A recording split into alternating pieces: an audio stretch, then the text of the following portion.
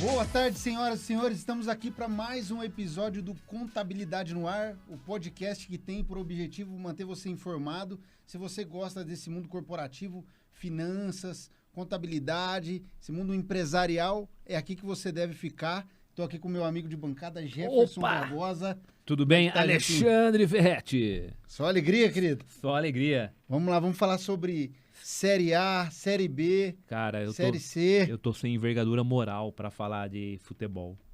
Mas não é sobre futebol, Não é? vamos falar hoje. Ufa, graças Estamos aqui a Deus. com um grande convidado, Renato Akira Goya. Goinha, seja bem-vindo novamente. Você já esteve aqui já, né, numa outra oportunidade, mas agora são outros tempos, né, Goya? Exatamente. Pô. Obrigado aí pelo convite do podcast. Agora, como convidado, mas também já da casa, né? É isso aí. Numa outra oportunidade, junho, julho de 2023, mas quando eu estava indo para a Alemanha e agora venho como sócio da Evolução. Então, prazer novamente Muito estar aqui bom. com vocês. Pô, legal. Muito bom Seja bem-vindo aí. recebê-lo. Para você que está chegando agora, o Goya já participou de um outro episódio, né, no início, bem no início do canal aqui do Contabilidade no Ar. Na época, em outros tempos, na Ernest, e agora Goya da casa mesmo, sócio da Evolução. Goya, fala rapidinho para a turma um pouquinho da sua história, e aí a gente já vai direto ao ponto aqui, que é o objetivo do podcast de hoje. Legal. Bom, vamos ser breve porque já falamos no outro podcast, né? Mas quem não ouviu outro podcast, vamos repetir novamente aí. Bom, eu comecei minha carreira na contabilidade em 2004. Trabalhei 2 anos na ABSA, inclusive trabalhei com a irmã do Jefferson lá atrás. Trabalhei por 2 anos lá, migrei para auditoria, porque vi que a auditoria tinha um plano de carreira muito interessante, falava com os auditores, atendia os auditores e via que, de fato, eles cresciam na carreira. E aí comecei a aplicar para todos os processos e entrei no que me chamou primeiro, que foi a BDO. E aí na BDO trabalhei por 5 anos, que foi quando conheci o Ferretti. Aí trabalhei por 5 anos na BDO e aí no começo de 2011 a KPMG comprou a BDO e aí eu já vi que na transição ali para o adquirido não seria tão fácil essa transição. E aí comecei a procurar oportunidades e mudei para a PwC em 2011 na área de Transaction Services, então para trabalhar com due diligence e M&A. E fiquei na PwC por muitos anos, fiquei até meio de 2023. E nesse meio tempo eu trabalhei no Silicon Valley, que é onde eu me especializei, eu comecei a entrar nesse tema que a gente vai falar hoje, né? Então, quando eu cheguei lá no Silicon Valley em 2017, o primeiro projeto que eu fui falar com um sócio. Aí ele chegou assim, isso aqui é um Series C, não sei o que lá. Ele começou a falar, eu falei, mas que é isso? Opa, pera lá. Né? Série C, o Jefinho conhece bem, né? Eu também, né? Agora, então vamos lá. Vamos começar a desmistificar algumas coisas. Então, o tema de hoje, nós vamos falar sobre startup, é isso? Startup e rodadas de investimento. Rodadas de investimento, tá? Então, para trazer todo mundo na mesma página, vamos começar já desmistificando o termo startup, né? A gente poderia já começar por essa forma. Viu daí, Goya? Como é que você... Para quem está chegando na área, ouve o termo startup, imagino que o cara fica imaginando que é uma empresa de tecnologia. É só isso mesmo? Não, a startup não é só uma empresa de tecnologia que acabou de ser criada, né? Muita gente acha que é isso. Na verdade, startup é uma empresa que ela busca resolver uma dor de um mercado muito grande e que ela consiga escalar, né, os serviços de forma acelerada. Opa, então pera lá. Vamos grifar esses elementos aí, que esses elementos são importantes. Uhum. Então, no final do dia, é uma empresa que tem lá, ela está trabalhando com uma dor, né? Tem lá poderíamos até usar um outro termo também, tem um propósito, e ela pretende, em cima desse propósito, escalar o produto dela. Perfeito? Perfeito. E essa dor tem que ser de um mercado muito grande, né? Então, por exemplo, teve uma discussão, né, muito grande sobre o pessoal da WeWork. Falar, não, mas não é uma startup, é WeWork, porque não tem tecnologia. Mas a WeWork, de fato, a tecnologia não é o forte, né? Mas ela trouxe uma inovação, que é o coworking. Antes disso, a gente não tinha o coworking, não existia. Então, ela sim considerada uma startup, porque apesar de não ter uma tecnologia embarcada, ela trouxe uma inovação, um conceito novo. Então, nem sempre a tecnologia, de fato, é uma programação, é também uma forma de pensar diferente, né? E é bacana você dar esse exemplo, né? Porque esse conceito de cowork, né? Que é o trabalho em conjunto, ou seja, o compartilhamento, né, de custos e despesas, que facilita, em certa medida, a alguém que quer começar um empreendimento, quer começar um negócio, a dividir custos. Né? Bacana isso aí. Perfeito. Assim, ó, vamos conduzir o podcast hoje em 2 blocos. Né? O primeiro, o conceito de startup e os estágios, porque o cara, quando ele abre uma startup, a startup normalmente ela surge de uma dor. Perfeito. Normalmente uma dor que o próprio founder ali, o cara que criou, ele tá sentindo, né? Tá chique, hein? Founder, olha. E o segundo bloco é justamente esse. Traduzir os termos que normalmente são usados. Mas aqui eu quero fazer um disclaimer para a turma, outro, hein? Que é uma observação, porque esse mundo é cheio de termos mesmo, em inglês principalmente. Então, não é frescura nossa, né, Góes? Se você vai para uma reunião, isso é o objetivo do canal, é te atualizar do que está acontecendo. São termos que você vai encontrar no dia a dia. Então, não é frescura, é a linguagem. Por exemplo, monetização, né? Como é que você monetiza, né? O teu negócio, O teu negócio. Então, assim, são termos que não tem mais como você evitá-los. Até no começo, talvez, mas agora não tem mais como. Todo mundo fala assim. Então, são 2 blocos. Um que a gente vai falar os estágios de uma startup e por que ela passa por todos esses estágios. E depois a gente vai falando dos termos que são mais utilizados e tudo mais. Perfeito. Não, legal. Então, vamos dessa forma aí. Nós vamos começar, então, falando do primeiro estágio. O primeiro estágio... Mas deixa eu voltar para eu terminar como eu cheguei na evolução, né? Eu falei verdade, dos Estados Unidos. Então, trabalhei nos Estados Unidos de 17 a 19 e lá comecei a trabalhar muito com startups, né? E aprendi muito, porque eu estava no coração do Silicon Valley, numa época que tinha muito investimento em startups. Então, lá fiz desde rodada de investimento pré-seed em startup que não tinha nem receita. E aí, como você falou, a gente tinha que entender com o founder como que ele ia monetizar a startup, porque ele tinha um aplicativo, que ele tinha alguns usuários ali e não tinha receita nenhuma. Então, era até estranho. Como que a gente vai analisar, né? Então, a gente começou a aprender a analisar os KPIs não financeiros, né, mais operacionais, para entender como que ele vai monetizar com esses KPIs não financeiros. Então, quando eu voltei para o Brasil, e aí eu comecei a desenvolver trabalhos nesse setor também, e aí comecei a desenvolver relacionamento com muitos venture capital e também com startups. Participei do grupo da PwC, que era focado no setor de VCs, inovação e startups. E comecei também a fazer investimentos no setor e trabalhos voluntários também no setor. Então, hoje eu sou investidor de 2 startups, investidor anjo de 2 startups. Uma é a Conectável, que acabou de lançar uma tecnologia de entrevista por AI. Então, uma startup muito bacana. Sou investidor anjo e conselheiro da Impacto, que é uma startup de controle de impactos sociais, projetos de impactos sociais para grandes empresas. E sou também conselheiro e mentor da Meu Simples, que é uma empresa uma startup com um sistema RP focado para BPO financeiro. Sou também da Tree, que é uma startup de controle de gestão de resíduos. E também da Story CRM, que é uma empresa que ela faz um trabalho de cashback e giftback, principalmente para empresas do varejo.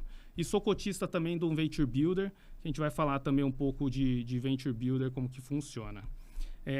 E aí então, em 2023, acabei saindo da PwC para tocar um projeto pessoal, ajudar um colega na venda da empresa dele e também no fundraising. Mas já estava negociando a ida para a Alemanha, que foi a época que eu vim para cá, eu estava nessa transição. Então, fui para a Alemanha trabalhar também com due diligence e M&A. E trabalhei na UI lá de setembro de 23 até março de 25.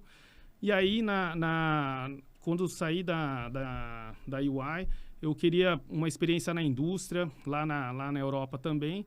E aí comecei a procurar e entrei como co-founder e diretor financeiro de uma startup de Berlim, early stage, também para ajudar no fundraising, no business plan. Então, montamos o business plan, fomos atrás de investidores, mas, de fato, a startup não decolou, ainda não lançamos o produto lá. Então, acabei decidindo voltar para o Brasil para retomar minha carreira aqui.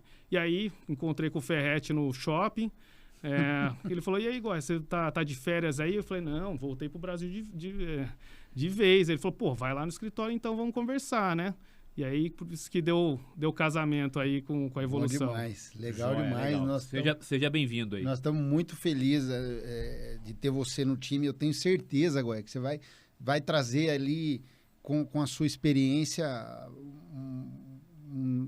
agregar muito valor na empresa, novos produtos, né, que a gente pode oferecer para os nossos clientes. E vamos que vamos. Agora é trabalhar para fazer esse negócio acontecer. Não vai. Cara, eu comecei a notar aqui tanta coisa interessante que o Góes chamou a atenção, né? Só nessa conversa inicial. Mas vamos seguir a estrutura que você falou aí dos blocos. Perfeito. Tá. Góes, o cara teve a ideia, então o founder lá, o fundador, ele passou um apuro, ele queria jantar, mas não tinha... mas estava chovendo, aí ele falou, pô, vou inventar um aplicativo aqui que entrega comida em casa, né? Não vou fazer propaganda porque não está pagando. mas todo mundo já deve ter imaginado, né? Olha aí. O pessoal que é daqui de Campinas, né, dessa empresa, que está ouvindo aí o nosso podcast, pode patrocinar, que depois a gente fala o nome. E também aquele cara que não aguentava mais depender de táxi, toda a morosidade e tudo mais, e inventou um aplicativo de transporte que faria frente ali aos táxis, por exemplo. Então, é a dor que o cara sente e ele resolve abrir um negócio. Essa é a fase inicial, né, o Góes? É a fase de ideação ali do negócio. Exato. Nessa fase de ideação, né? Então, falando das fases da startup e também da rodada de investimento associada, né? Nessa fase de ideação, normalmente a startup ou está bootstrapped, né? Que seria ela com investimento somente dos acionistas, né? Dos founders, ou ela tenha o que a gente chama de family, 3 Fs, né? FFF, que é o Family, Friends and Fools, que é a rodada, né, que os familiares, amigos ou fools, que são os tolos que acreditam no projeto, né? Então, é uma brincadeira, mas, de fato, quem entra nesse estágio como investidor e também o founder, ele está num risco muito grande, porque a startup não tem nada, está só na fase de ideação. E, normalmente, ele consegue levantar recursos somente com a rede de relacionamentos dele. Que é totalmente natural, né? Exato. Assim, quem vai apostar em você numa determinada ideia que ainda não saiu nem do papel?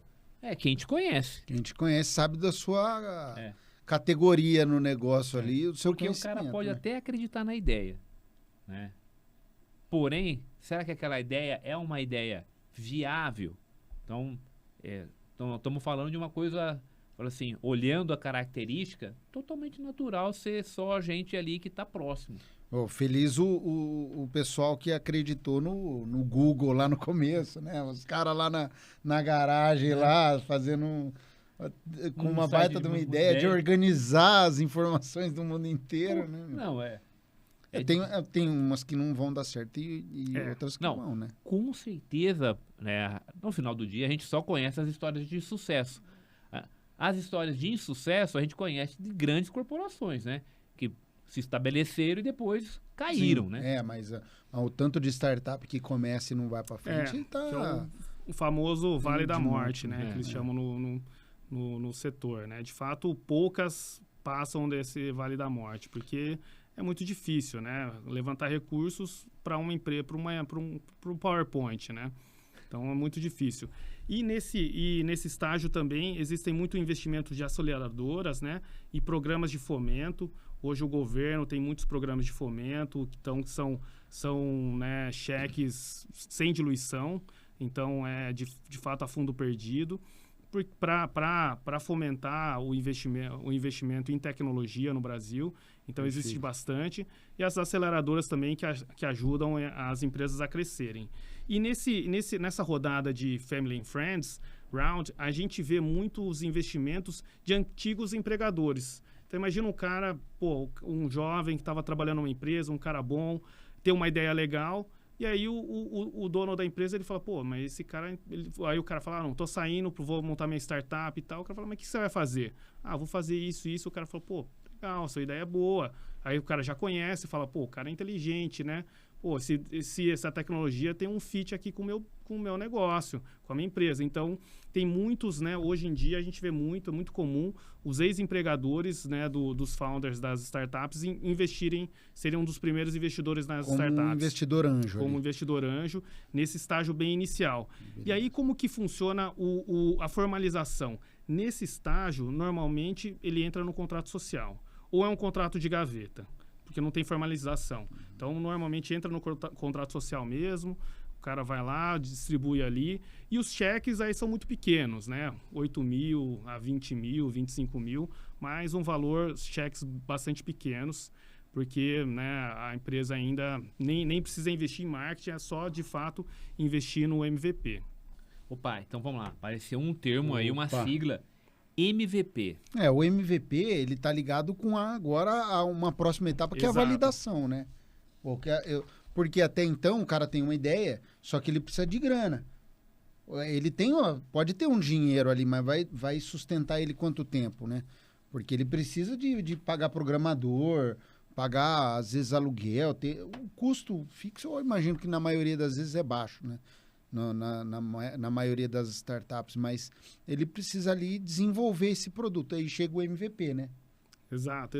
Então, né, com recursos aí, o founder ele desenvolve o MVP, que é o Minimum Viable Product, que seria, na verdade, uma versão, né, que seria vendável, né, de um projeto. Então, ele consegue chegar nisso. E aí, nesse estágio, né, que também é uma fase de ideação inicial, aí, normalmente, nesse estágio, aí tem uma rodada de anjos ou de crowdfunding, que é possível. Então, ainda investimentos pesados em desenvolvimento, né, ainda cheques pequenos, então, cheques aí 25 mil a 500 mil numa rodada anjo e numa rodada crowdfunding mais ou menos de 1 milhão. E aí, por que no crowdfunding é maior? Porque, obviamente, são mais pessoas, mas também as plataformas de crowdfunding, como ela cobra um success fee, não pode ser um cheque muito pequeno também, porque senão não vai compensar para eles, né? Então, eles trabalham com um cheque até maior, porque senão eles não vai rentabilizar o lançamento dessa startup, então, né? Vamos para o pessoal que está ouvindo, né, os termos, né, as expressões, vamos só ajudar o pessoal a entender. Então, quando o Goya está chamando aqui de cheque, né, é o valor que a empresa vai receber. Isso. Tá? Para tocar aquela ideia. Para tocar aquela ideia, ou seja, é o capital que vai ser colocado. Tá? Perfeito. Agora, vamos ainda nesse... tem alguns termos que apareceram aí, né? Cross-funding. Como é que a gente poderia colocar no papel, explicar para quem está nos ouvindo, qual é o significado desse termo? Porque quando a gente pensa, por exemplo, no investidor anjo, eu já estou partindo da premissa assim, o cara é um anjo que caiu na minha vida, né? Eu não tinha dinheiro, o cara me ajudou. Agora, quando a gente vai para esse outro termo, o que está por trás disso? O crowdfunding seria o financiamento em massa, né? Então, são plataformas que têm vários investidores, investidores anjos, mas que tem um cheque menor. Então, tem plataformas de investimento que acima de R$1.000 você investe em startups. Então, eles reúnem essas pessoas, essa multidão, né, esse crowd, essa multidão. Então, perfeito. Então uma multidão, então uma galera lá, né? Exatamente. E aí todo mundo vai colocar um cheque pequeno para investir nessa startup. Nos Estados Unidos é muito comum, né? Isso já existe há muito tempo. No Brasil é um movimento recente e até os lançamentos, né, hoje em dia são pequenos, porque o mercado de VC tá muito ruim, tá muito seco por conta dos juros altos, né? Então, o investidor ele fica com receio de investir em startups se a renda fixa está rendendo tão bem. Mas o crowdfunding no Brasil já cresceu bastante, temos várias plataformas aí que fazem um bom trabalho e fazem lançamentos de boas startups. Ó, deixa eu só aproveitar mais um gancho aí, porque apareceu mais uma sigla aí, que é VC, que eu estou entendendo que significa Venture Capital. Exatamente. E aí já são os investidores de algumas rodadas aí para frente. Mas vamos falar do MVP. Então, aqui, o MVP, eu queria falar dar uma ênfase aqui, porque não só para startup, mas para qualquer tipo de negócio, essa etapa é importantíssima, né, cara? Porque é a etapa de viabilizar o produto. Então, qualquer negócio, independente se for tecnologia, qualquer negócio, o cara ele precisa viabilizar aquele produto dele. Poxa, eu vou fazer consultoria, mas qual que é o produto que você vai viabilizar? Como que vai funcionar? Qual é a metodologia? Valor, público, né? Perfeito. Então, ó, tudo isso que você está começando a chamar a atenção, não vale só para uma startup, vale para uma empresa que já está corrente. Perfeito. E que ela, né, precisa buscar uma nova linha de receita, né? Ou seja, precisa entrar dinheiro novo, onde dinheiro novo precisa ter fato novo. Numa startup, o Goya, me corrija se eu estiver errado, mas como normalmente a gente está vinculando startup a produtos por assinatura, né, as a service, né, você tem um ticket baixo, né, mas essa fase ela é crucial porque é você validar que vai ter público querendo pagar aquilo ali, né? Vamos pegar um Netflix da vida. Puxa, eu consigo ter público que queira assinar por, sei lá, no começo era R$ 9,90, sei lá, para ter lá os filmes que eu estou colocando na minha plataforma. No teu cardápio ali. Então, seria esse o MVP, né? Você validar exato. Depois que você tem um MVP, aí você já tem alguma receita, né? As startups já começam a ter algumas receitas dos que a gente chama early adopters, né? Daquelas pessoas que são enfáticas, né, na tecnologia e adotam primeiro a tecnologia do que a maioria. Então, esses early adopters, identificar os early adopters do seu produto é crucial para uma startup. Então, falar, estou fazendo um produto aqui. Legal, mas quem que são os early adopters? São esses daqui. Então, eu vou atacar eles primeiro, porque eles que vão começar a usar a tecnologia vão me ajudar a melhorar, né, o meu produto e depois eu vou para a massa. Então, isso é importantíssimo. E como você falou, né, você tem que começar, obviamente, num preço, até para você precificar, você vai ter que testar o mercado, para ver o quanto que a pessoa consegue pagar. E eu falo para as startups que eu mentoro, a diferença do 1 milhão para 2 milhões de faturamento de uma startup não muda muito, mas do 0 para os 5 mil muda tudo. Porque se já tem pessoas querendo pagar sobre o seu produto, tá validado. Tá validado. Tem pessoas que estão dispostas a pagar. Ali, né? Estão assinando, estão pagando e tudo mais. Então, o difícil é o sair do zero. Obviamente que, quanto mais a empresa crescer, melhor. Mas para o investidor, quando ele olha e vê zero de receita, aí ele fala, legal, tem uns caras testando aqui, mas tudo de graça. Né? Alguém quer pagar isso aí? Por enquanto não tem. Mas vai ter, né? Então volta quando tiver, né? Não, perfeito, porque essa é uma validação relevante, né? Muito. Se tem gente ali disposta a pagar, e porque percebe valor naquele produto ou naquele serviço, então é um teste para saber se aquele negócio pode ser escalável. E é natural que você precise olhar o seguinte, que público que aceitou esse produto? Quais são as características comuns? Né, para você olhar e fazer essa validação para que você tenha uma agenda de marketing direcionada, né? Perfeito. E aí, como que o cara, o empresário, ele avalia isso? Quais são os KPIs, né? Para ele avaliar o MVP, ele precisa ter algumas métricas ali. CAC, por exemplo, é né? O custo de aquisição de clientes. Por quê? Quanto ele está pagando, normalmente numa startup, ela queima muito dinheiro. Então, esses 5 mil, 10 mil reais de faturamento inicial, às vezes vem ao custo de o dobro de propaganda, de tráfego pago, mas é o que você falou, né? O CAC, no começo, vai ser alto mesmo, porque ele tem que se fazer conhecido no mercado, né? Então, ele tem que investir ali. Então, ele tem que monitorar o CAC para poder ver o quanto ele está gastando para trazer novos clientes, e o NPS. Né? Tá, vamos lá. Então, vamos lá. A gente já falou de um termo, você já explicou o que é CAC, né? Custo de aquisição de clientes. E agora, você usou um termo muito comum, né? Principalmente na área de tecnologia, que é o NPS. Então, vamos pedir ajuda para o Goya para desmistificar esse termo? Vamos lá, Goya, ajuda aí. O Net Promote Score que você está falando, perfeito. Né? É quando você avalia os seus clientes, né? Então, quais os seus clientes são promotores, neutros ou detratores do seu produto. Então, isso é importante não só para a tecnologia, mas para empresas de serviços, né? Na PwC, na UI, a gente avaliava muito esse quesito para a gente entender quem que são os caras que vão, né? Os clientes que são nossos vendedores também, né?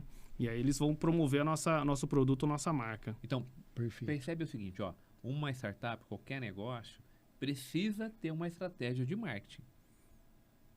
Então, eu tenho um bom produto, tenho uma dor que preciso resolver, mas na medida que eu consigo resolver, eu preciso ter uma estratégia para alcançar esse público. Perfeito. Agora, nós estamos falando de startup. O social media, anota aí para fazer o corte, hein? Esses indicadores, eles são usados em qualquer negócio. Empresa grande, empresa pequena, em qualquer estágio. CAC, NPS, nós temos de medir. É o que a gente fala muito aqui no nosso dia a dia para os nossos clientes. Ele tem que saber ler uma DRE, ele tem que entender se a empresa está dando lucro, prejuízo, consome caixa. E o CEO, ele tem que ter esses outros KPIs aí, esses outros indicadores no dia a dia dele. CAC, NPS, é o que vai ditar o tom da música. Você tem toda a razão, que assim, não dá para tomar decisão sem ter dado. Ué, como é que você vai? Para que direção que você está indo no teu negócio? Mas cadê os dados? Cadê o painel aqui? Claro. E veja, não é só dado financeiro, você precisa ter dado não financeiro. Então, a combinação desses dados financeiros e não financeiros é que vai ajudar você, empreendedor, a enxergar o caminho que você está trilhando. Perfeito. Eu gosto de dizer assim, né? Hoje, os carros, eles têm uma tecnologia absurda, né? Painéis, assim, que te entregam muitas informações. A empresa tem que ser a mesma coisa. O cara tem que dirigir olhando para esse painel, com esses KPIs aí, esses indicadores, ele tem que estar medindo o tempo todo para saber como é que ele está indo. E veja, esse é um tipo de assunto, né? Então, essa semana eu tive a oportunidade de visitar um cliente nosso da área do terceiro setor, né? E conversando com o presidente dessa entidade, ele estava ali falando de alguns indicadores, ele me perguntou, falou, Jefferson, o que eu preciso melhorar? Pô, tô vendo aí você com um monte de indicador na cabeça, mas não... Cadê? As pessoas estão acompanhando isso? Só tá contigo isso? Ninguém acompanha? Se ninguém acompanha, né? Então, porque você precisa criar uma cultura dentro do teu negócio, da startup. Então, dentro de uma startup, essa questão do indicador, muitas vezes tá lá na lousa. Tem lá uma tela, vamos chamar assim, do computador, ou um pedaço de vidro em que o pessoal gosta de colocar os dados, quantos clientes novos, né? Gestão à vista. Gestão à vista. Exatamente. Né? Então, que são metodologias, né? Hoje conhecida pelas metodologias ágeis, né? Perfeito. Tá, que a gente usa aqui, inclusive. Perfeito. E coloca nos nossos clientes, né? Opa. Mas agora, essa questão do CAC tem uma história engraçada, né? Que eu fiz uma empresa nos Estados Unidos, no Brasil depois eu fiz uma outra igualzinha, e as duas quebraram. a gente olhou, chegou na empresa, né? Eles eram um e-commerce com um produto que eles falaram que era sem marca, né? Legal e tal, entendendo. Aí eu peguei o balancete e eu vi que a margem bruta é negativa, né? Falei, tem alguma coisa errada aqui, né? Aí fui pegar o gerencial diferente, margem bruta positiva, mas aí um custo de marketing alto, mais alto. Só que no bottom line ali, no lucro líquido, igual. Falei, tem uma reclassificação aqui, né? Aí fui entender com os caras lá. Aí eles falaram assim, não, o negócio é o seguinte. Aí tanto, isso aqui lá, entenderam, bateram. Falei, cara, não. Aí o cara falou, não, na verdade a gente vende por um preço menor do que o de custo. Eu falei, caramba, mas como assim? Ele falou, não, por quê? Porque a parte desse valor, na verdade, a gente considera como custo de marketing. Por quê? Porque ou vou ter que pagar tráfego pago, porque é um e-commerce e tal, ou eu vou ter que vender mais barato. Então, eu falei assim, então eu prefiro jogar um custo lá embaixo para eu estabelecer minha base de clientes e aí depois eu vou melhorando isso aí, né? Eu falei, tá meio esquisito isso aí. Aí a gente foi analisando, o negócio queimando caixa, né? E aí eu, falei pro meu cliente, né? Aí expliquei toda essa situação. Aí o cara tinha um CAC lá gigantesco, né? Porque vinha uma parte do custo e o tráfego pago também. E custo de marketing e tal, e o CAC tinha um CAC gigantesco de fato, e mostrava a realidade, né? Mas eles falavam, não, mas vai ter, o cliente vai retornar, ele tem compras recorrentes, não sei o que lá. Começaram, tinha umas projeções que a projeção sempre fica lindo, né? Aí falaram, não, o cara vai retornar e tal, uma hora que eu atingir a base de clientes X, vai retornar esse cliente e tal, vou conseguir melhorar. Aí a gente falou pro cliente, explicou tudo isso, falou, olha, né, eles falaram isso e tal. Eu falei, pá, o problema é que não dá para avaliar se o modelo de negócio se sustenta. Porque se ele vende com preço menor que o custo, é claro que os caras vão comprar. É claro, pô. Claro. Se o negócio que no mercado custa 2, eu vou pagar 1 ali, eu vou comprar ali. O mercado vai precificar Só que aí uma hora que o cara mudar para 3, eu vou comprar? Exatamente. Vai comprar? Eu falei pro meu cliente, mesmo assim eles fizeram investimento, e aí 1 ano, 2 anos depois a empresa quebrou e... Não, porque faz sentido o cara gastar muito com CAC desde que ele tenha pelo menos margem bruta, né? Positiva, né? Ele tem lucro bruto, mesmo que baixo, beleza, porque depois, quando ele escalar, o custo fixo vai diluir e aí ele tende a ter lucro líquido, né? Perfeito. Então, assim, nessas discussões, é claro que a gente não estava lá vivendo contigo, né? E você estava falando de um produto que o cara estava no e-commerce. O ponto é, em algum momento faz sentido você vender o teu produto menor do que o custo. Se é um produto novo que você quer que alguém experimente ele e sinta, né, que aquilo ali tem valor, então provavelmente você precisa quase que dar o produto para alguém testar, né? Testar. Né? Então, tem um conceito. Mas quando você começa a entender que esse produto não é novo, é algo comum e o cara tá ali queimando caixa, né? Tem um indicador para isso, né? Qual que é o nome dele? Cash burn. Cash burn. Opa, então o cara tá lá gastando dinheiro para que ele possa trazer cliente. Eu tenho que entender o que está por trás dessa estratégia. Se essa estratégia ela faz sentido. Porque é importante deixar claro que, assim, quando você falou que seu cliente tomou a decisão de ir, à primeira vista, fazendo uma leitura de fora, provavelmente ele deve... Não, acredito que faça sentido em um determinado momento. Só que depois isso se provou não verdadeiro.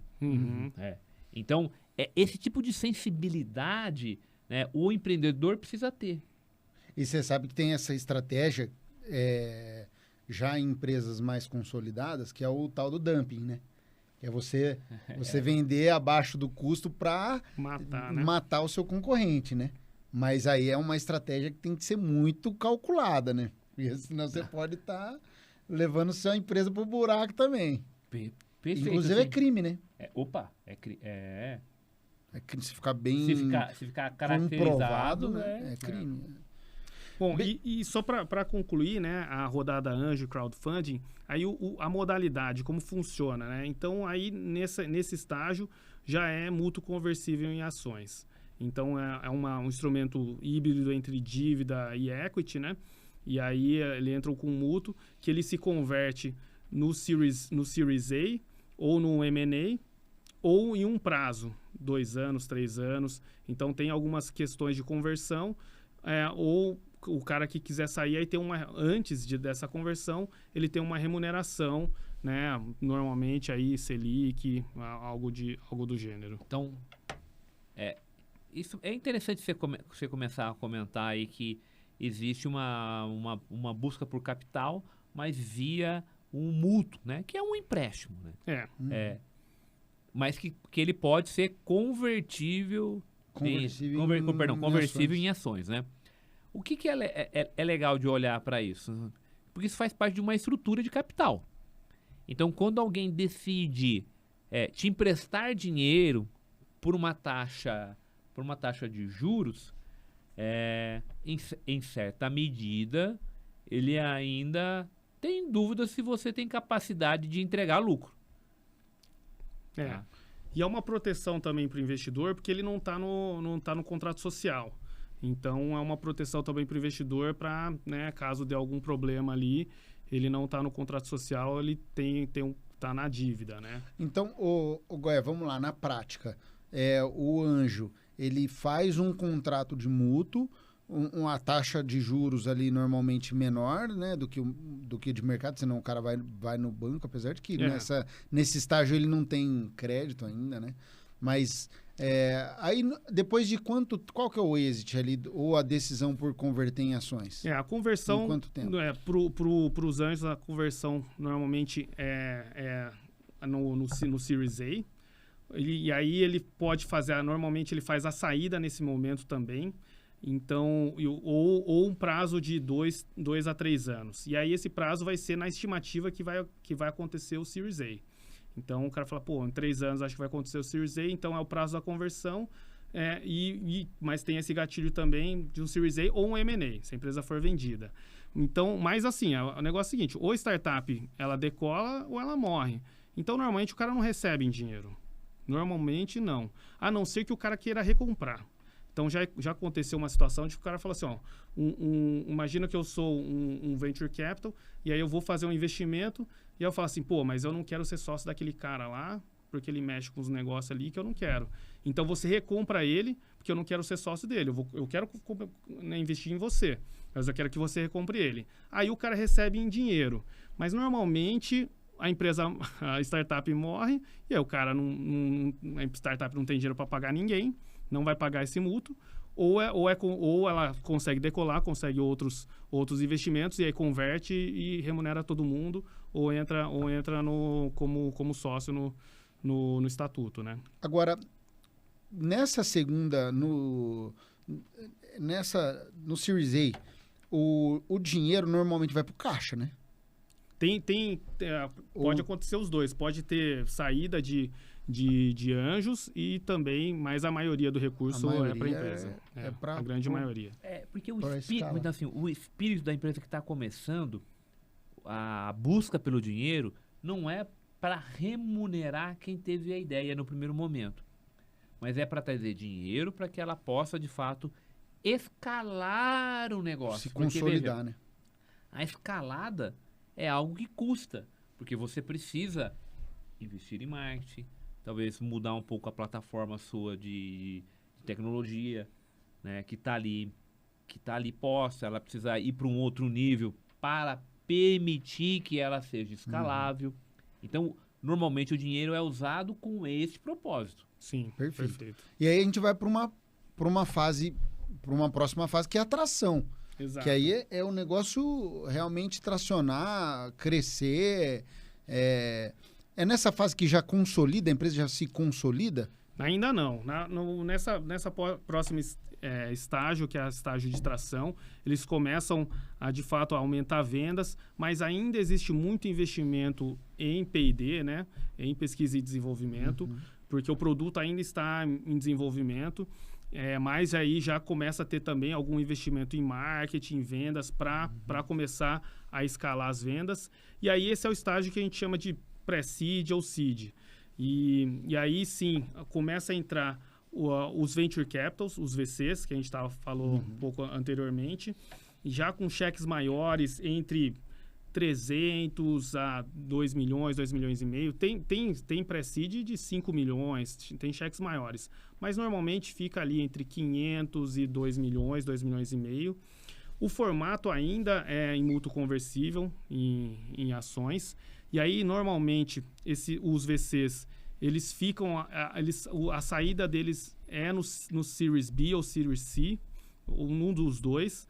E aí, normalmente, eles fazem um follow-on no Series A, e aí ou saem no Series B, ou fazem um follow-on de novo no Series B e saem no Series C. Vamos explicar para a turma o que seria o Series E, o Series A, o Series B e o Series C. Eu tava achando que isso aí era o Campeonato Brasileiro. Série A, Série B e Série C. Mas não é? Estamos falando de dinheiro também, mas em outro setor. Mas aí sim, um outro comentário que eu ia falar também é que não tão recente, mas no Brasil e nesse setor, né, existe também o que a gente chama de venture debt, que é a dívida para, vamos dizer assim, para startups. Porque nesse estágio, até no pré-seed, o seed, dificilmente a startup vai conseguir empréstimo porque não tem ativos, não tem carteira de clientes, não tem muita coisa. Então, o venture debt seria uma dívida específica para startups, e ela normalmente é uma ponte entre uma rodada e outra. Então, a partir do seed, o venture debt consegue fazer empréstimos, porque eles sabem que, né, daqui a um pouco vai vir um Series A, Series B, e eles vão conseguir repagar essa dívida. Então, existe esse conceito. Hoje em dia, temos algumas casas que fazem esse tipo de investimento, mas é um perfil, o perfil do analista ali que vai olhar um investimento é um perfil de analista de VC, porque ele tem que entender o risco da startup, mas não pode olhar como um banco tradicional, porque senão não vai emprestar para ninguém, né? Goya, fala um pouquinho do VC para a galera, que é o Venture Capital, né? Explica o que seria um VC, uma empresa de Venture Capital. O VC, né, existe a figura da gestora, da administradora e do fundo, né? Então, a gestora, as grandes gestoras, eles fazem a captação do fundo, e aí o fundo, somente investidores qualificados podem entrar nesse fundo. Então, né, tem uma regra na CVM aí, né, que define o investidor qualificado, mas normalmente um investidor que tem acima de 5 milhões, não sei o que lá, tem umas regras lá, não vou saber de cabeça. Mas aí, entre esses investidores qualificados, eles levantam um fundo, e aí a administradora que faz a administração do dia a dia ali dos fundos.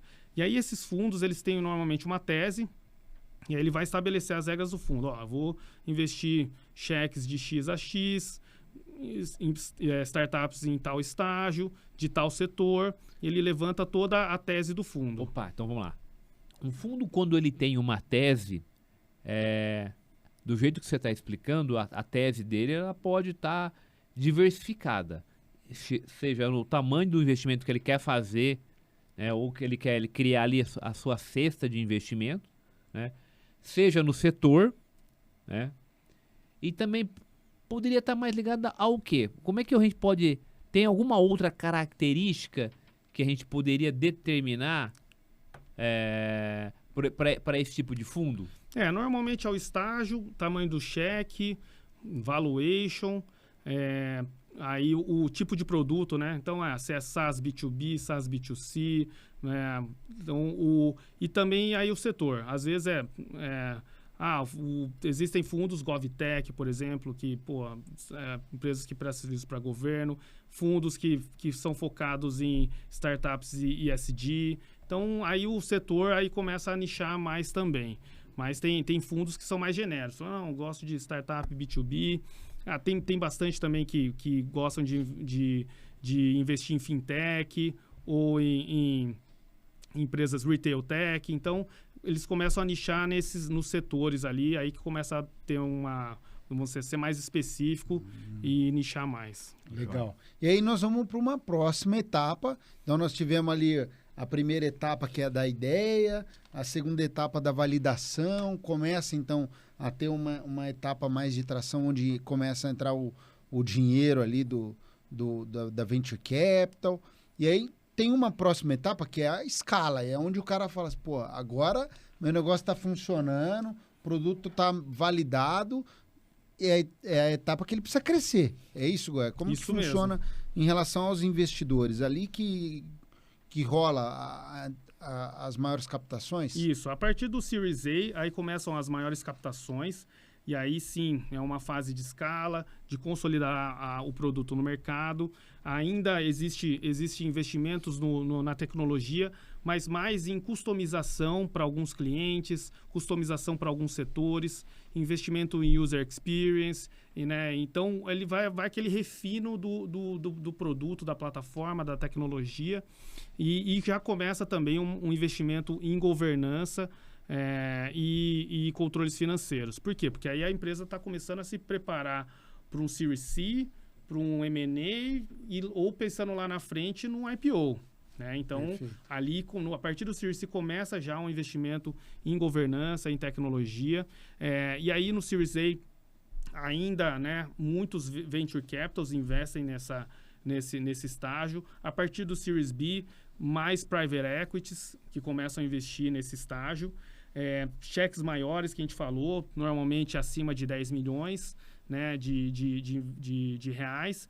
E aí começa, sim, mudar, e até porque muda essa governança, no Series A aí não é mais mútuo conversível. Aí eles convertem todos os outros, os mútuos, é convertido agora, a empresa tem que virar uma SA, e a cada rodada ele lança uma série de ações preferenciais diferentes. Então, rodada Series A. Então, ações preferenciais Série A. Aí, no com algumas regras de governança, de pagamento de dividendos, e tudo, de voto e tudo mais. Né? Sem voto, desculpa, que é preferencial. Aí, no Series B, lança uma outra classe de ações preferenciais classe B. E assim vai, né? Por quê? Porque aí cada rodada tem um valuation diferente. E vai diluindo a turma. E vai diluindo todo mundo. Olha só que interessante. Quando o Goya começa a explicar as características das ações, né? Uma ação série A, uma ação série B, e depois ele vai falar lá numa série C. Cada uma desse tipo de ação tem uma característica. E para que a empresa se organize, ela precisa ter um determinado conhecimento. Que eu diria o seguinte, que aí tem uma intersecção no mundo de finanças entre algumas áreas, que é a área de um advogado, né? É isso aí. Precisa ter um advogado que precisa assessorar na construção desses documentos. E por que vai ser série A? Vai ter lá uma característica específica que normalmente, às vezes, isso está ligado à distribuição de resultado, ao poder de voto. Tá? Então, veja que é algo importante que para você que quer ser empreendedor, né, do mesmo jeito que você tinha comentado lá, que o cara precisa compreender uma demonstração de resultado, ele precisa ter um conhecimento também sobre a área de direito societário. E aí eu queria fazer um paralelo. Nós estamos na etapa aí de escala, né, de crescimento do negócio. Nós temos aqui, dentro da evolução, muitos tipos de trabalhos que nós oferecemos que encaixa nessas várias etapas da empresa, né? Seja controladoria, consultoria, esse trabalho de CEO as a Service que nós estamos começando a oferecer, e auditoria, mesmo M&A, due diligence, valuation. Até então aqui, Goya, qual que seria, dentro de tudo aquilo que a gente faz, os trabalhos que são mais aderentes a esse tipo a esse estágio das empresas? No estágio pré-seed e seed, eu diria que o Controller as a Service, porque aí sim a empresa, né, recebeu um investimento de um VC, às vezes não tem um controller, não tem como pagar um controller, um cara do financeiro robusto para fazer o reporte para os VCs. Então, Controllers as a Service, eu acho que é um serviço interessante, porque ajuda a gente, né, a deixar o tempo de reporte e elaboração de relatórios financeiros, né? A gente tira dos founders esse tempo, porque o VC ele vai exigir. Ele vai ter um cara que vai ser o conselheiro ali, e ele vai exigir os reportes mensais para analisar. Então, nisso a gente consegue apoiar muito. Né? Uma startup que chega no Series A, aí ela já precisa de auditoria. Legal. Aí, com certeza vai precisar de auditoria e aí, por ser, né, ser o investida de fundos e tudo mais, precisa ser uma auditoria CVM. Perfeito. Importantíssimo. Não, ó, veja, o mercado ele é bastante regulado. Sim, perfeito. Você que deseja criar uma startup, que tem ali um propósito, uma dor, que você acredita que pode resolvê-la, veja, você tem um conhecimento, às vezes, muito específico. Né? Então, significa dizer que o teu crescimento depende de outros conhecimentos que provavelmente você vai precisar buscar fora. Né? Então, quando o Ferretti e o Goya chamam a atenção de uma atividade de um controller, né, para executar ali a atividade, a empresa não tem capacidade de pagar. Então, nós oferecemos esse tipo de serviço para que viabilizar e ajudar a acompanhar o negócio. Então, tem determinadas coisas que precisam acontecer no momento certo. Com certeza. E aí, Goya, esse momento passa a ser essa maturidade da empresa. Nesse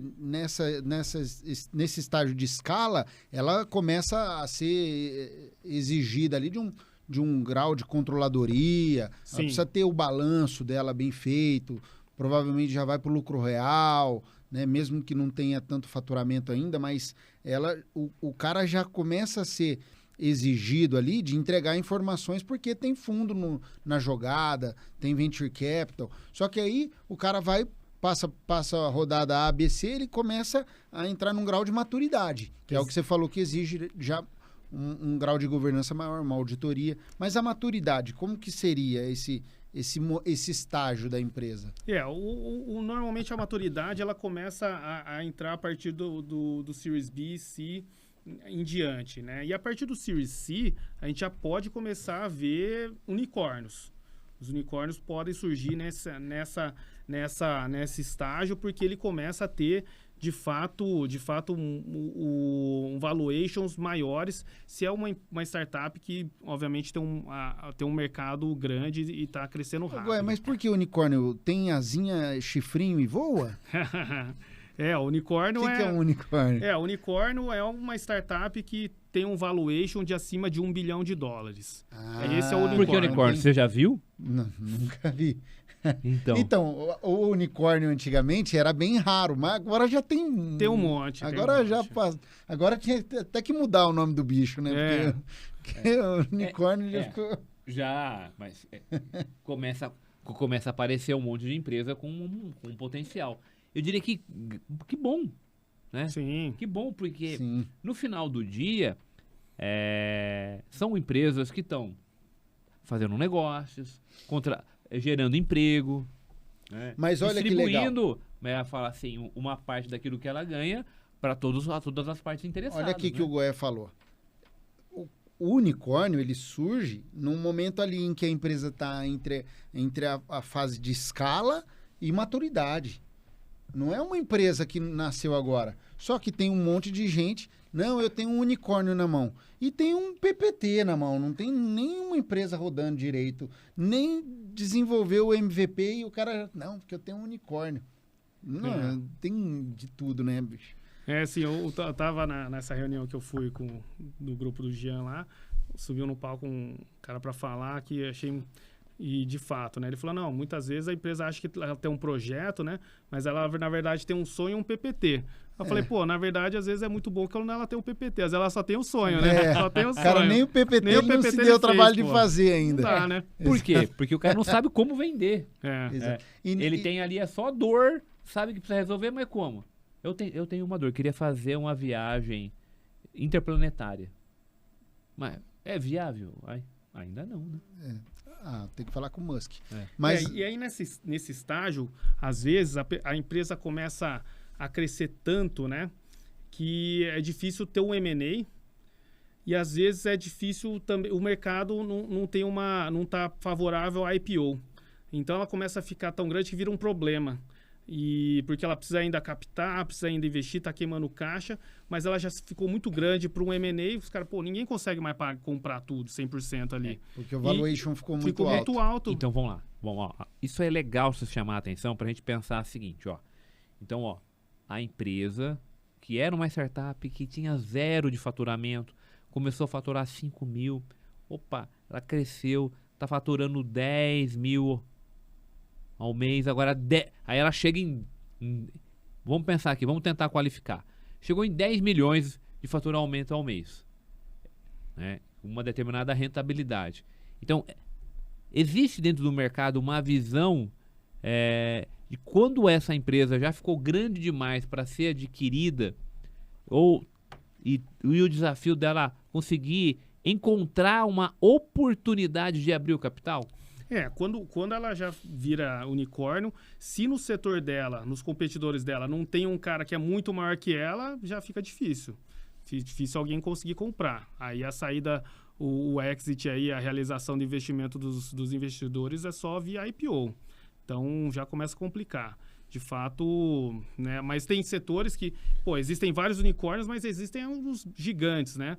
Então ainda, né? Se for no setor de, né, Amazon, Google, os caras sempre vão conseguir comprar qualquer empresa, qualquer unicórnio que surja, né? Mas tem setores tão específicos que às vezes o cara não tem outra. Os outros são um pouco maiores. Aí não vai ter que ir pro IPO. Aí não vai ter dinheiro para comprar, né? Agora, a gente estava falando de PPT, esse cara. Nós temos produtos, inclusive, para esse tipo de cara, né? Que é o estudo de viabilidade econômica. Que nada mais é um trabalho que a gente elabora aqui pela Evolução para o cara que quer saber se ele tem viabilidade, se aquele projeto dele, viável, aquele PPT dele tem viabilidade, onde nós vamos calcular tudo o que ele tende a faturar, a projeção de faturamento e receita, tudo que ele precisa para fazer esse negócio rodar, o MVP. Então, todo esse estudo a gente faz para saber se aquilo lá tem aderência, se tem TIR, né, se tem taxa de retorno adequada. Então, desde o início, a gente pode auxiliar o empresário desde o início da jornada dele. Opa. No começo, né, no apoio ali, na estruturação da empresa, no Controller as a Service, na auditoria e também nos deals, né, Goya? A gente está dizendo aqui de várias rodadas de captação, muitas vezes essas rodadas exigem uma due diligence, né? Sim, uma auditoria de compra e venda. Né? O investidor, ele sempre, né, a partir dessa rodada, sempre vai contratar uma due diligence, porque já são cheques maiores, importantes, e para aprovar no comitê de investimento, sempre vai precisar de uma due diligence. Então, é um serviço que a gente faz muito, tanto para venture capitals, quanto para private equities, ou para corporates, né? Então, é um serviço que fazemos bastante. E essas rodadas, às vezes, se alongam bastante. Por exemplo, lá em 2018, eu fiz o Série G para o UiPath, e hoje em dia eles já estão, sei lá, já teve umas 4 depois. Então, já estão no Série... Os founders estão com 0,5%. Já vai chegar... Então, empresa que vai captando, acontece muito, né? Goya, nós falamos aqui sobre essa última etapa aí, que seria a saída dos founders, dos investidores, né? Uhum. Que nós falamos muito sobre M&A e IPO. Vamos falar o que é o M&A para a turma? Não, perfeito. Uma das formas de rentabilizar, né, os investidores de uma startup é a venda para uma corporação ou venda para um private equity maior que, de fato, está fazendo uma consolidação de mercado. Então, o M&A é sempre uma saída, e hoje é a maior avenida de saída desses investidores, né, dos VCs e private equities que investiram lá atrás. Então, vai ser sempre procurado, né, pelos VCs para realizar seu investimento. Então, o investidor, ele sempre vai construir a startup junto com os founders para chegar num M&A ou no IPO. Tá, sempre. Então, vamos lá. Ó. quando a gente está falando do M&A, nós estamos falando de uma operação de aquisição e venda de uma empresa. Então, significa dizer que essa empresa vai ser vendida para alguém, né, que pode ser um outro fundo, mas que pode ser também um grupo de investidores. Perfeito. Tá? Pessoa física. Então, você, como pessoa física que está nos ouvindo aí, tem lá um dinheiro a fundo perdido, né? Não sabe o que fazer. Pode colocar numa startup, num processo de M&A. Só que o que vai acontecer? Nesse processo de M&A, que é um outro episódio que a gente gravou, vai ter a necessidade de checar os dados daquela empresa, checar os relatórios para ver se eles são consistentes. E para que nesse processo de M&A vai aparecer um outro assunto que é o valuation. Exatamente. É isso que eu ia comentar. O pano de fundo de tudo isso que nós estamos falando é o valuation. Guai, o que seria o valuation? O valuation é o valor justo, o valor da empresa, né? Que a gente faz o cálculo e apresenta, né? Primeiro, obviamente, para os founders, para ver se nesse valor ele está disposto a negociar a empresa dele. E depois, obviamente, para investidores, para ver se os investidores estão dispostos a pagar, né, nesse valuation para as empresas. Então, de fato, é um trabalho que ele pode ser executado, que a gente estava falando das fases, em todas as fases da vida ou do ciclo de captação de uma startup. É que quando ela está muito no estágio inicial, você não tem números, você não tem histórico para fazer essa avaliação. Então, é uma análise muito simples ou, né, o que a gente chama de valuation intrínseco, né? É mais ali quando o cara não tem quase nada de receita, é mais o quanto que o cara está disposto a vender a empresa dele. Fala, eu preciso captar 250 mil reais. Quanto que eu estou disposto a dar da minha empresa para captar isso? 10%. Então, o valuation post-money é 2,5 milhões. Ô, Goya, fala de um jeito simples para a turma. Como que seria um valuation numa empresa consolidada, né, uma empresa que já tem aí anos de operação, e como que a gente faz numa empresa dessa mais early stage? Que seria fase inicial, né? Numa empresa mais consolidada, então, um método mais utilizado é o DCF, né, o fluxo de caixa descontado, e no qual a gente vai pegar as projeções da empresa, primeiro analisar, entender se as premissas fazem sentido, com relação, olhando para o histórico e também olhando as aberturas, os detalhes, projeções de vendas, projeções de margem, porque eventualmente ela está projetando um crescimento muito maior, mas faz sentido, porque ela tem no plano a aquisição de empresas, expansão internacional, expansão de mercados, criação de novos produtos. Então, a gente entende essas projeções, né, de todas as linhas, de vendas, de custos, de despesas, de pessoal, né? E aí, fazendo essa projeção, normalmente por 5 anos, que é o horizonte que a gente consegue, de fato, entender. Depois disso, vira muito um exercício de futurologia, né? Dificilmente a gente consegue ver num mundo muito dinâmico que a gente vive, né? Difícil a gente ver acima, né, do 6º ano para frente. Então, a gente analisa essas projeções dos próximos 5 anos e desconta valor presente, esses fluxos de caixa, desconta valor presente, né, por uma taxa de desconto que faça sentido para a empresa. Olha só, então vamos lá. Até para a gente fazer uma conexão com o começo, que nós tínhamos falado, assim, que o Goya chamou a atenção, que a gente vive um momento de seca, né, ou seja, está faltando dinheiro no mercado em função de uma taxa de juros alta.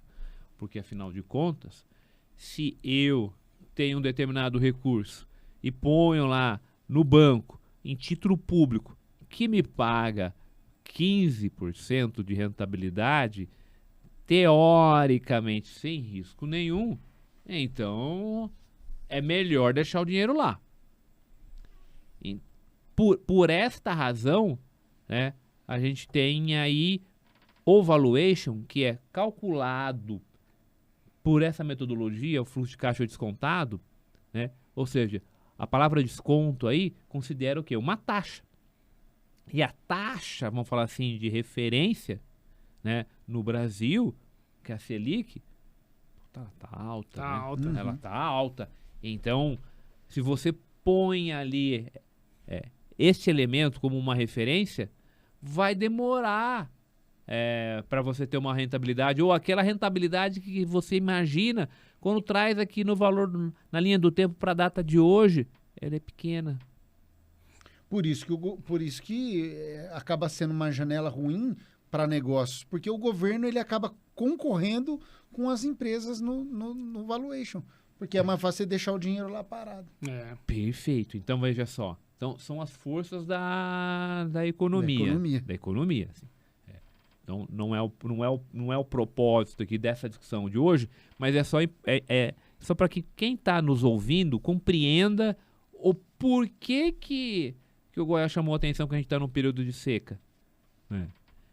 E aí, quando a gente entra no valuation, tem toda uma metodologia de cálculo, uma análise financeira. Eu olho para o futuro e para tomar decisão tem que olhar para hoje, né? Então, e aí tem um ponto importante de inflexão, que é a taxa de juros. Né? Perfeito. E aí um ponto muito importante de um valuation é o valor na perpetuidade, né? Então, né, até pelo princípio contábil da continuidade, né, a gente assume que ela que ela vai continuar para sempre, né? Obviamente não para sempre, mas por muitos anos, além do 5º ano que a gente projeta. Então, existe um cálculo da perpetuidade. E aí, esse cálculo ele tem um peso maior ou menor para o valuation da empresa, a depender, vamos dizer assim, dos cenários, né? Então, a gente viu até uma situação recente, né? Que a empresa era muito dependente do dono. O dono é uma figura central. E o dono não vai ficar no negócio para sempre, né? Então, esse valuation na perpetuidade, ele perde um pouco de valor. Obviamente, uma empresa bem consolidada, né, que já é capital aberto, tem uma governança e a gente sabe que você tem uma continuidade grande, o valuation na perpetuidade ele tende a ser maior, né? Então, é um elemento muito importante, né? Então, a gente soma esses fluxos de caixa descontados dos 5 anos ou da projeção, mais o valor na perpetuidade, chegamos no valor, no valuation da empresa e comparamos com múltiplos de mercado. Então, a gente vê naquele setor, a gente transforma isso no múltiplo implícito. Então, por exemplo, temos um valuation aqui de 3 milhões e um EBITDA de 1 milhão. Então, o múltiplo implícito dessa transação é 3 vezes EBITDA. E a gente começa a olhar dentro do setor para ver se outras transações comparáveis em termos de setor, tamanho, quanto que elas foram transacionadas, se foi acima, abaixo, na média, para a gente fazer o que a gente chama de sanity check. Então, esse teste de sanidade mental, né, do negócio, ele é relevante, né? E veja, não é só, naturalmente, você faz isso baseado em operações similares, mas quando você tem um mercado de capital, ações na bolsa de empresas em negócios similares, também é uma excelente referência para você falar, não, mas essa empresa aqui está atuando nesse setor, ela está sendo negociada por esse valor. Você acha que a sua empresa vai valer mais por uma empresa que já está ali, estável, né, já gerando negócio? Então, por isso que é um teste de sanidade. O que você está querendo vender o teu negócio não faz sentido. O que ele tem de diferente que ele vai conseguir, né, gerar ali uma mudança significativa de mercado? Em alguns momentos pode até existir. Não, com certeza. Às vezes ele tem alguma situação que o diferencia mesmo e aí faz sentido ele tentar vender a empresa dele para um múltiplo acima do mercado, né?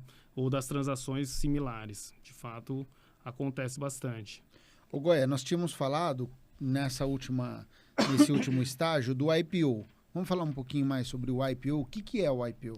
O IPO é traduzindo, né, Initial Public Offering. Então, é a primeira abertura de capital da empresa na Bolsa. E isso pode ser tanto no Brasil quanto fora do Brasil. A gente viu nos últimos anos muitas empresas indo para os Estados Unidos porque os valuations estavam melhores lá fora. Obviamente que ele requer uma governança maior também, né? E é uma empresa, para fazer isso, ela tem que estar num estágio muito maduro de governança, de controles contábeis, financeiros, de reporte, porque aí é o mercado inteiro olhando e o órgão regulador também olhando os seus números, tudo que você apresenta.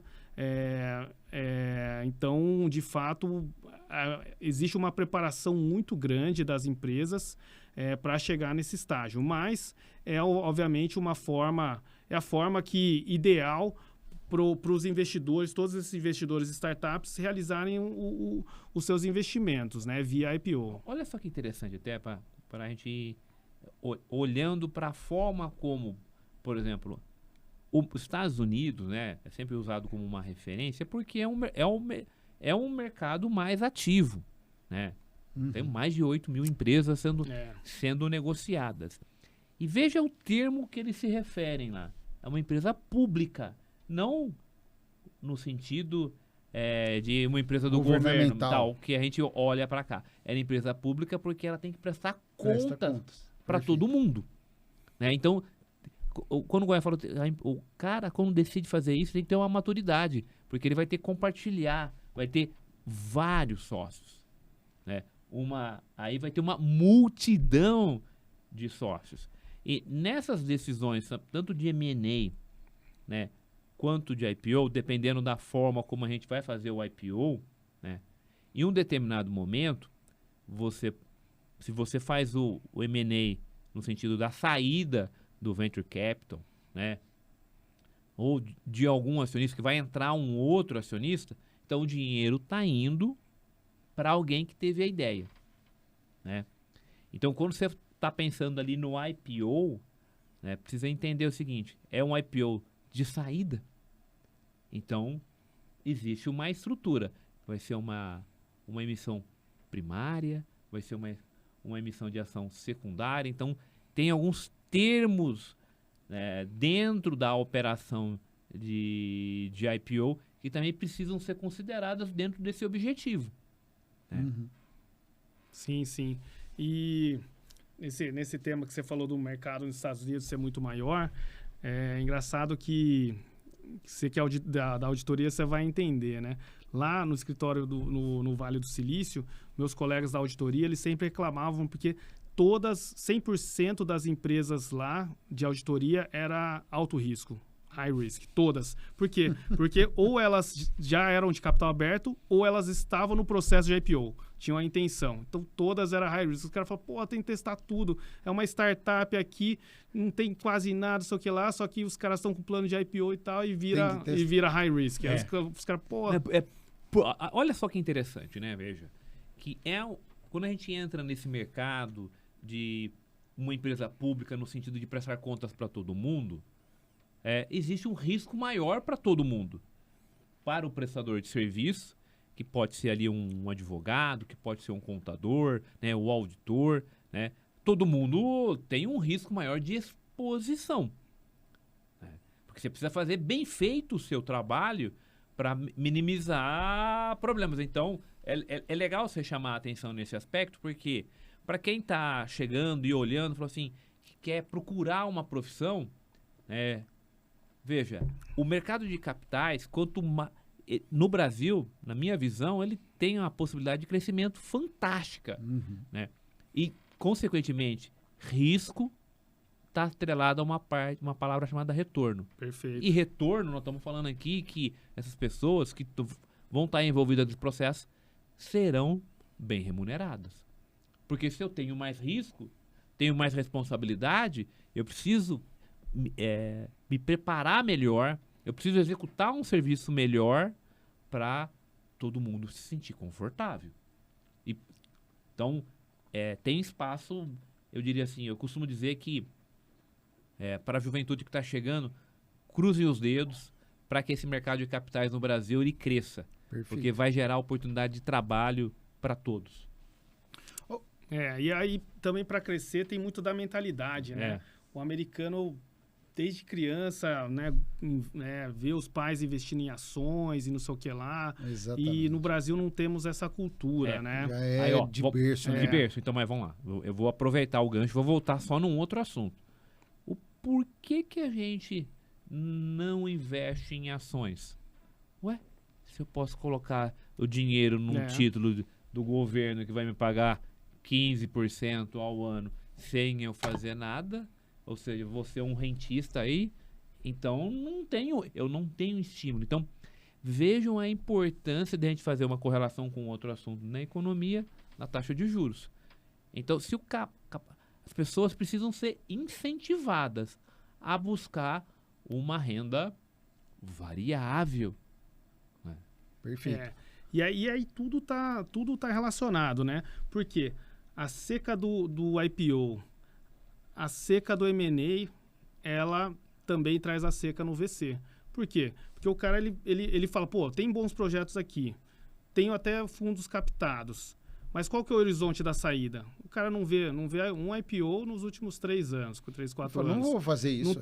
M&A no setor quase nada. Ele falou... literalmente não vê Exato. a luz no fim do túnel. Então isso tudo está relacionado. Então, o VC foi o último a ser atingido, né?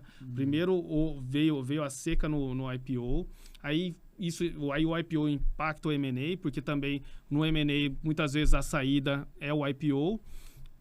E aí impacta o VC, porque o cara fala, pô, eu quero rentabilizar, não quero colocar, não quero virar sócio do cara para sempre. É legal. Ele quer sair lá na frente, ele quer rentabilizar. Ô, Goya, agora no dia a dia, vamos lá. Falando de M&A, né, que é o tema aqui do podcast, tem um rito, né, e aí tem alguns termos que eu gostaria de ver contigo aqui para a gente traduzir para a turma.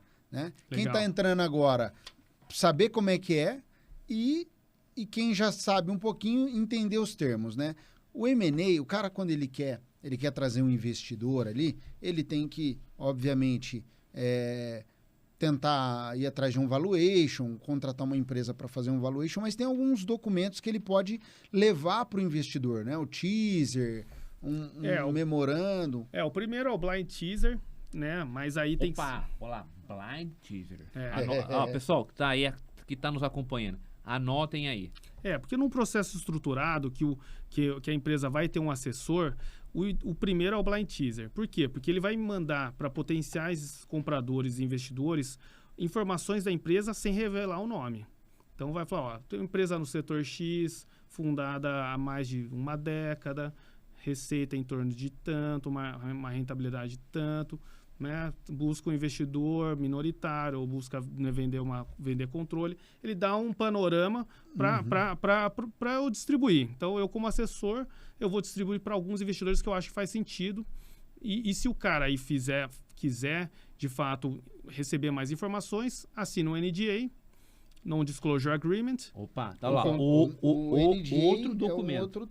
Um outro documento, né? Exato. Vamos falar um pouquinho do NDA. Qual que é o objetivo e o que tem dentro desse documento? O objetivo é estabelecer o motivo das partes estarem trocando informações confidenciais e estabelecer que essas informações não podem ser usadas a não ser pelo motivo dessa negociação. Então não pode dar disclosure, não pode divulgar. Não pode divulgar. E veja, tem penalidade. Se o cara descobrir que aquela informação foi usada... Se ele comprovar...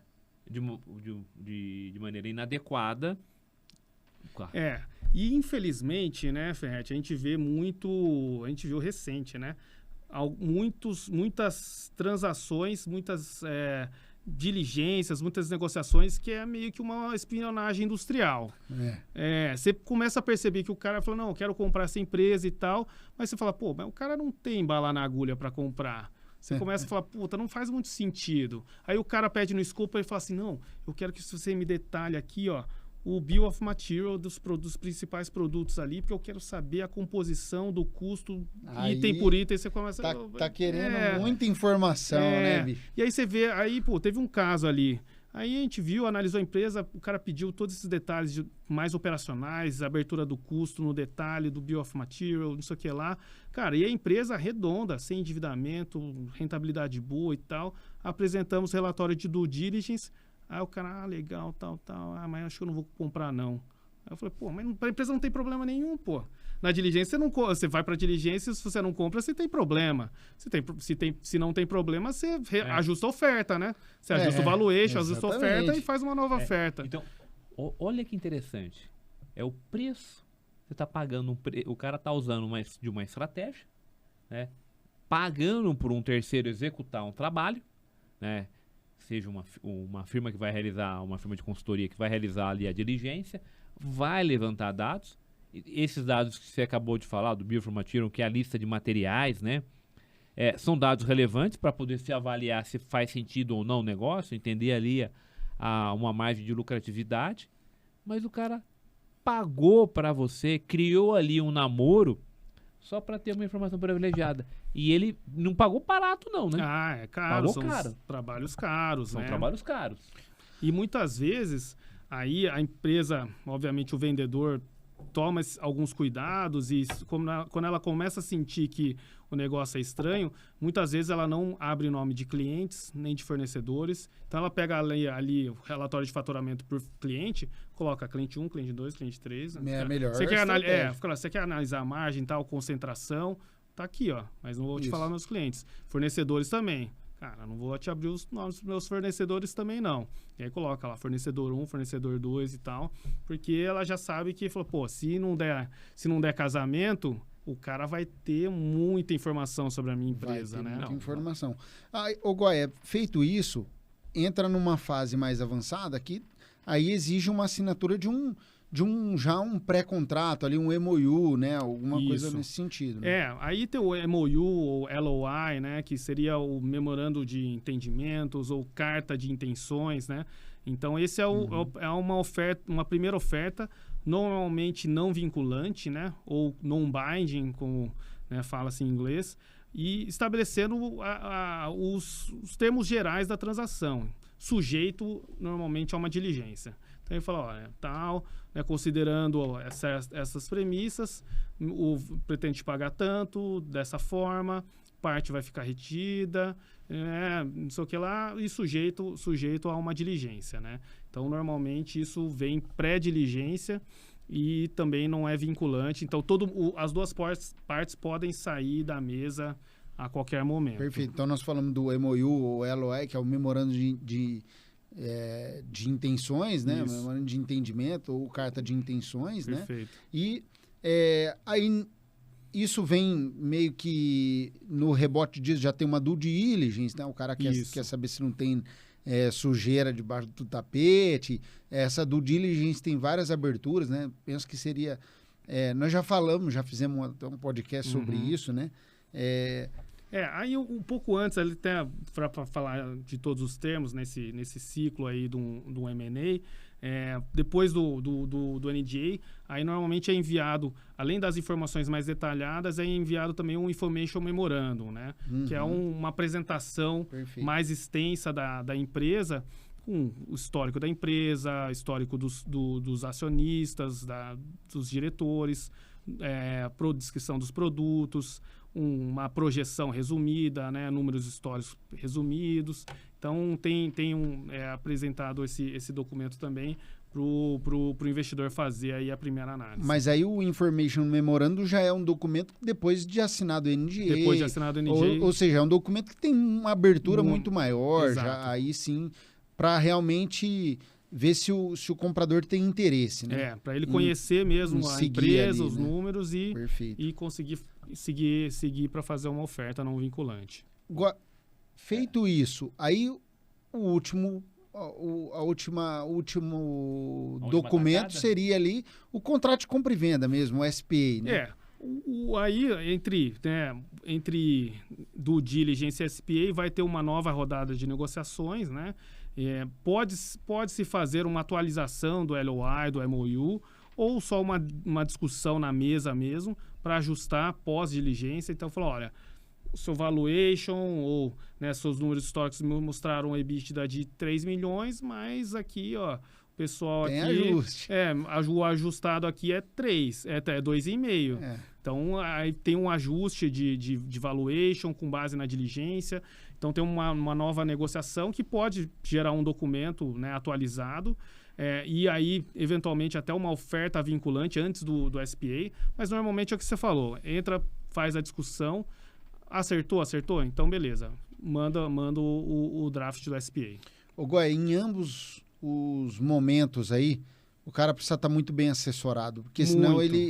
ele perde dinheiro, né? Exato. Eu costumo falar para potenciais clientes, né? Falar, pô, você só vende a empresa uma vez na vida. Tem gente que faz, né, que vende mais vezes, né? Mas normalmente, né, um cara ali que está com uma questão de sucessão, vai aposentar e tal, ele vai vender a empresa uma vez na vida, né? Então faça isso direito. Né? Você não vai querer errar agora. Então, tem assessores, não precisa ser a gente, contrata outros, mas faça isso direito. Por quê? Porque o comprador, normalmente, aí ele vem com uma equipe só de tubarão. E aí você vai ficar sozinho, enfrentando esse... Vai subir no ringue com quem conhece do assunto, né? O cara, você vai vender sua empresa uma vez na vida. O cara já comprou várias. Já comprou um monte, ele sabe como funciona. Então, não vá despreparado para uma mesa de negociação, tem que ir. E também uma questão, né, que obviamente é muito... que acontece muito, é que a empresa, para o dono, é como se fosse um filho, né? Então, existem os números, mas existe a questão pessoal, né? Então, eu já vi situações, né, de uma mesa de negociação que o cara ficou ofendido com a oferta. Ele ficou ofendido, pessoalmente mesmo. Ele falou, não, ele levantou a voz e o assessor financeiro teve que falar, não, calma, cara, é uma negociação, deixa que eu falo. Né? Aí, pô, por quê? Porque, de fato, o cara falou, pô... o cara falou, não, nem eu, nem o Senna não vão ganhar dinheiro. Por este valor aí, Exato. Então, acontece muito, né? Então, para tirar essa questão muito pessoal, né? E até porque também uma negociação é muito desgastante. Então, para não desgastar a sua relação com a do CEO da outra empresa, deixa os assessores conversar. Vocês ficam ali, porque, de fato, para o dono entrar na negociação é muito desgastante e vai gerar um estresse. E aí, depois, você vai ter que trabalhar com o cara no período de transição, né, que normalmente é requerido no contrato. Então, é melhor evitar. Fora isso, né, fora essa questão de estresse, de fato, a preparação. Né? Você tem que ter um advogado, tem que ter um assessor que entende ali de finanças para te ajudar. Tem que ter todo um aparato, porque do outro lado são profissionais. Se não é um private equity, é uma corporação que sabe comprar empresas ou investidores, pessoas físicas, mas que já estão acostumados a fazer esse processo. Então, você tem que jogar, falar a mesma língua. No final do dia, todo mundo, tanto do lado do vendedor quanto do lado do comprador, tem que estar preparado, né? Não pode ir sem nenhum dado, sem informação para ajudar no processo decisório. Perfeito. Então, já caminhando pro final desse episódio, eu quero aproveitar o momento e deixar claro para os nossos seguidores, o pessoal que acompanha a gente, que em todas essas fases nós podemos assessorar. Desde o início, no estudo de viabilidade, valuation, na assessoria ali do M&A, né? Nós podemos assessorar ele como controladoria, como auditoria, enfim, né? Justamente que é para ele não ficar a pé nesse momento crucial da empresa dele. Então, veja, esse tipo de assessoria, que é importante ficar claro, ela vai ter dos dois lados. A gente pode assessorar tanto do lado do comprador quanto do lado do vendedor. Perfeito. Então, e aí tem um termo bonito também que fala, né, Goya? O buy side e sell side. Perfeito, né? Então, e é importante, de novo, né, entender esses termos, porque nesse processo de negociação o cara vai começar a falar, pô, mas o que está acontecendo? Exatamente, tem que ter o tradutor ali do lado. É isso mesmo. Que é a gente, nós vamos fazer esse papel de tradutor. Perfeito, exatamente. Então, vamos... você que está aí, que está nos acompanhando, que tem uma empresa, né, que quer ser vendida, né, e precisa de ajuda, pode contar com a gente. Né? Ou que você... que tem uma empresa, quer comprar outra, tá aí. Nós estamos aqui para ajudá-lo Goya, como que a turma te acha lá nas redes sociais. no LinkedIn? Isso, eu tô Renato Goya, me acha fácil no LinkedIn. Acho que não deve ter muitos, não. E você, Jefinho, como que a turma te Ó, encontra? o pessoal pode achar também no LinkedIn, né? Jefferson Barbosa. Também tô lá no Instagram, né? Já que para falar difícil aqui, bonito aqui, né? Prof. Jefferson Barbosa, né? Legal. E eu também tô no Instagram como Ferretti Evolução e no LinkedIn como Alexandre Ferretti. E esse podcast, Onde a gente encontra ele? Ele é patrocinado pela Evolução Auditoria e Consultoria, né, que também está no LinkedIn como Evolução Auditoria e Consultoria e no Instagram também como Evolução Auditoria ou Auditoria Evolução. Mas acha de qualquer jeito, é só buscar E lá. o podcast a gente acha onde? Temos lá no canal do YouTube. No YouTube e no Spotify. Então fica ligado porque tem muita coisa bacana chegando aí. Esse episódio é patrocinado pela Evolução, mas você pode ser um patrocinador caso haja interesse, tá? Esse podcast patrocinado pela Evolução exige o slogan, aqui, né? o slogan da Evolução, né? Procure por especialistas, procure pela Evolução Auditoria e Consultoria, porque não existe acaso no mundo dos negócios. Valeu, turma. Até a próxima. Valeu.